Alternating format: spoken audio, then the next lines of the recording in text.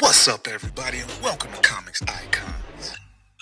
Now, JJ, what they call, and today we're gonna be breaking down a new Marvel event, Gang War, with Luke Cage, Gang War #1. Now, Luke Cage, Gang War #1 begins in the wake of the amazing Spider-Man Gang War First Strike, which was so dope, and you can go back and check the playlist for that episode. But war has officially broken out amongst all of the gangs in New York. So we previously learned that Luke Cage is now the mayor, but he's also beholden to the Anti-Vigilante Act and is not allowed to physically step in and help fight these gangs. So we start this issue with a press conference in front of City Hall that has been called together by Luke Cage. This press conference is meant to address the state of crime in the city. Luke tells the press that in short, crime is up 75%, and that armed robbery and violent crime have seen the highest uptick. So we then see a robbery taking place as he's giving his speech, while he's telling the press that throughout the boroughs, costume gangs have targeted banks, related financial institutions, even tech companies. That this has resulted in not only millions of dollars lost, but also civilian injuries, property damage, and the loss of life. He tells the press that he is committed to creating a safe city in which the citizens can thrive. Then he tells them that in response, he's hiring more officers, installing additional surveillance cameras to the hardest hit neighborhoods, and he's requesting funding for a lighter, leaner Thunderbolts program.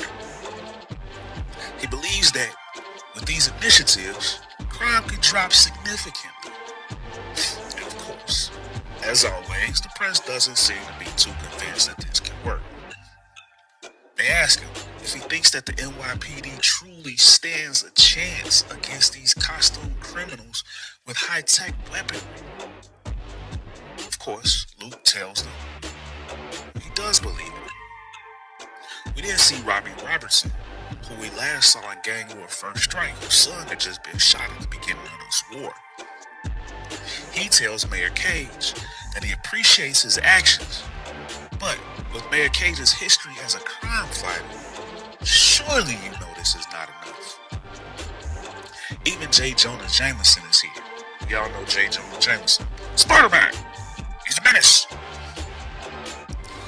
But J. Jonah tries to speak up for Robbie, trying to translate for him, so to speak.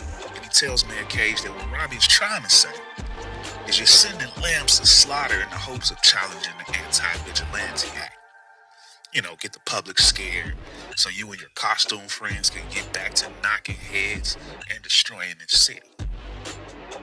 Luke, of course, tells him that of course he'd like it if there were no Anti-Vigilante Act, but as mayor, he does intend to do things by the book, and he will respect the law, which of course, J. Jonah doesn't believe.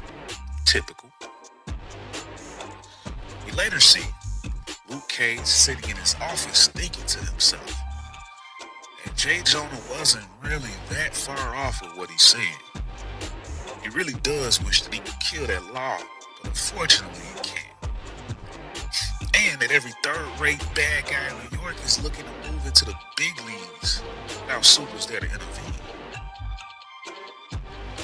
So then he decides to hit the streets instead of sitting there on his ass. And as soon as he walks out of his office, the security team is there waiting for him. And they tell him that if he decides to leave the building, they have to accompany him. He then tells them that he's just going to the bathroom, which of course we know is a complete, utter lie. Then he goes out the fire escape and he just jumps down from it. You know, to be a superhero, that seems hard on the knees. But Gideon sees protesters and police out front, so he decides to cut through the alley to get up out of there. We then transition over to Harlem. Then we see Luke Cage and his old friend Danny Rand, aka the Iron Fist, for those of y'all who don't know. They're sitting at a soul food restaurant, kind of catching up. Luke is frustrated, noticeably, about this anti-vigilante act, and he tells Danny that it's hard to think straight with the weight of the city on his shoulders. Danny, of course, reminds him that they can certainly use some heroes for hire action, which Luke definitely agrees with. You know, heroes for hire, that was their team. Luke Cage and Iron Fist. So just then, the news breaks on the TV in the restaurant, and a waitress then gets the attention of Mayor Cage and tells him to look at the breaking news report. On the TV, we see that NYPD officers are currently engaged in a shootout in Midtown at the Bank of New York against a group of costume robbers armed with high-tech weaponry. And the NYPD is completely outgunned. So Luke then tells Danny that he's got to go and get over there to help. Danny then, of course, asks, is there anything that he can do? And Luke responds, well, yeah, you can pay this bill. And he bounces up out of there and catches a cab. So then he jumps into this cab and he tells the driver to head to Midtown fast and run those lights. I got you. Because he is the mayor, he'll make sure he don't get no tickets. So when the mayor arrives at the bank where the shootout is occurring, all the police are shocked to see Mayor Cage show up. As Luke then asks the sergeant to get him up to speed on the situation, a burning squad car starts to hurtle towards them. Luke, of course, then tells everybody to move, get up out the way. Then he stands in there and smashes the car as it comes right for him. You know, enhanced strength and unbreakable skin, you feel me? Must be nice. As Luke then notices the bank robbers now have their high-tech guns trained on the police, Luke jumps in. He jumps right in front, saving the lives of these officers. Luke then realizes that they are not using regular bullets. And now he's completely fed up. So he rips off what's left of his bullet-ridden shirt, ready to engage with these robbers. And we see the police officers behind him that he just saved now got their guns on Luke, telling him that due to the anti-vigilante act, they can't let him get involved. They tell him if he gets involved, they're gonna have to arrest him. And of course, they let the criminals get away. Later, we see Luke back with Danny, as Danny is now examining one of those bullets that hit Luke. And he asks Luke if the bullet hurt him. Luke tells him that he thought it penetrated his skin, and Danny is actually surprised that it didn't. Luke then is like, dude, you do remember who you're talking to, right? Since, of course, we know Luke is bulletproof. But that's when Danny reveals that the bullet is actually coated with an adamantium alloy. So now, Luke is like, those guys were mercenaries at best. Where the hell did they get adamantium? And Danny responds, probably the same place they got the fancy guns. So all you gotta do is just go find that place. Yeah, because it's that simple. Luke then travels to Queens, where he meets up with one of his little snitches in the hood in what looks to be a laboratory. That's when we meet Hanson Holmes. And Luke tells him that if anybody would know who is playing with this type of tech, it'd be Holmes. As Luke shows him the adamantium bullet, Hanson then examines and admires the bullet. Luke tells him, 20 years ago, he would have thought this came from you, Hanson. As Hanson examines the bullet some more, he says that anybody with this type of talent, they're not gonna just sell to anybody, especially regular peasants. Luke then asks who would have this type of skill. That's when Hanson gives Luke the name of Alistair Smythe. As Luke responds, talking about the cat with the spider slayers, thought he was dead. Hanson then tells Luke that Smythe's corporate offices are on the Upper East Side. He then tells Luke that the power grid that's right by Smythe is using way too much power, more than a warehouse requires. So Luke tells him it's time to get to work. As Luke gets ready to leave, Hanson is like, hold on, bro. What them duckies say? This info ain't free. This Luke then drops some cash on him and tells him, man, I was just checking and seeing if you were slipping. Hanson is like, nah, bro, never that. So Luke then travels to see somebody else, which is when we meet Miss Estelle. Luke is here to get her to make him a brand new costume. You know, something simple and not too flashy. Miss Estelle, she then kind of gets on his old costume, talking about, I don't need to see him in that, even though the headband was kind of fly. She then decides to get to work on making him a new suit. Tells him that it'll take her a couple hours to get it done, so go ahead and make yourself comfortable. But not feet on my furniture type comfortable. He then asks her for her Wi-Fi password so he can get some work done while he waits. And she tells him, yeah, it's Re-elect Fist 2026. As Luke reluctantly thanks her. This lady, she cold-blooded. So 2 hours later, she's completed the new costume. And then we get the reveal of Luke Cage in his new superhero suit. She tells him that he now looks like he's ready to go whoop a little tail. Then Luke is like, well, is it enough to change your Wi-Fi password? She's like, well, let's see how this thing shakes out first. We then get Luke in the South Bronx at the warehouse that Hanson had just told him about. As he realizes Hanson was right, there's definitely way too much power running into this building. So that's when Luke breaks into the building, walks down the flight of stairs. He comes face to face with a bunch of soldiers. They begin to open fire and action is on.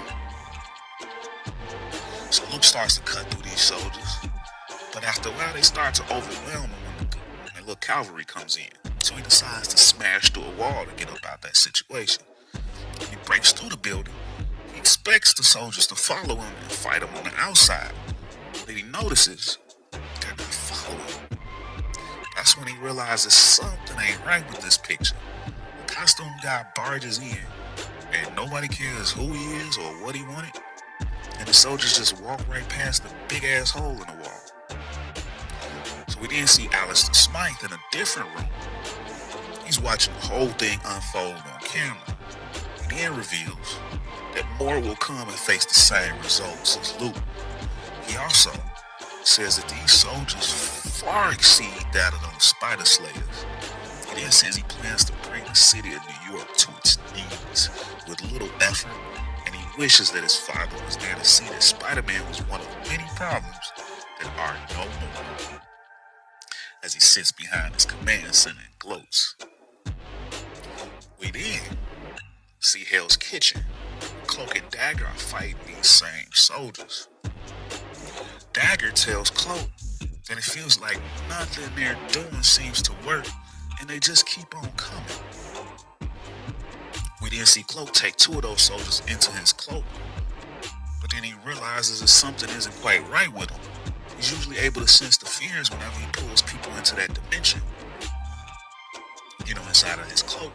But with these guys, he can't sense anything. As Dagger asks Cloak how's that possible for him not to feel their fear, we didn't see somebody else chime in. Because to have fear, one must have a soul. We then find out that additional voice belongs to Luke Cage. So Luke then tells Cloak and Dagger that these men aren't what they seem to be. They look real, they move real, but when you peek up under the hood, you'll find an empty shell as he smashes 2 of the heads together to reveal that they're robots. And then he tells them they're the handiwork of Alistair Smythe. As the robots then begin to retreat, seemingly called back by Papa Smythe, Cloak then thanks Luke for the save and the info, but he asks him, how do we know you're not part of the problem, since they don't recognize Luke in his new costume? So Luke then pulls off his mask to reveal that yes, he is Luke Cage. Now, Cloak and Dagger are both shocked to see him involved in the fight because, he's the mayor and there's that whole anti-vigilante act. So Dagger then asks him why he's there. It's crime all over New York. What brought you here specifically? That's when Luke tells him he's put together the crime fighting team and those are his first recruits. Of course, they agree to join Luke and he thanks him. His phone then begins to ring, but of course he seems to ignore it. The dagger tells him, "Hey, your phone's ringing." And he says he just wants to sit there and enjoy the moment because whatever this call about is definitely not no good news. And of course that brings this issue to a close. Ladies and gentlemen, gang war is going down, and this story so far has been dope. So stick around with this channel, man. We'll be breaking down all the gang war in its entirety as the issues begin to drop. And feel free to check out my gang war playlist to stay up to date on all things gang war. And if you would like to show this channel some love, please drop a like, share, and subscribe for more icons and